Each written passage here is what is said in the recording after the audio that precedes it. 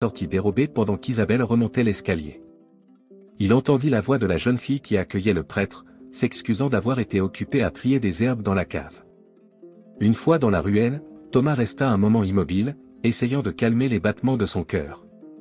La nuit était tombée, et les ruelles de Chartres n'étaient éclairées que par quelques lanternes accrochées aux façades des maisons. Il décida de faire un détour par le chantier de la cathédrale avant de rentrer chez lui. À cette heure-ci, il serait désert, et il pourrait peut-être vérifier certaines mesures mentionnées dans le parchemin. Alors qu'il approchait de la cathédrale, il remarqua une lueur inhabituelle provenant de l'intérieur. Des voix étouffées résonnaient sous les voûtes. Se glissant par une porte latérale, Thomas se faufila derrière un pilier. Dans la nef principale, un groupe d'hommes en robe noire formait un cercle.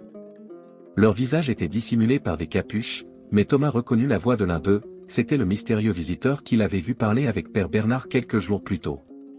« Les signes sont clairs, disait l'homme. Quelqu'un a trouvé le parchemin. Les gardiens ne peuvent pas laisser ces secrets être révélés. Le garçon est surveillé, répondit une autre voix que Thomas reconnut comme celle de Père Bernard.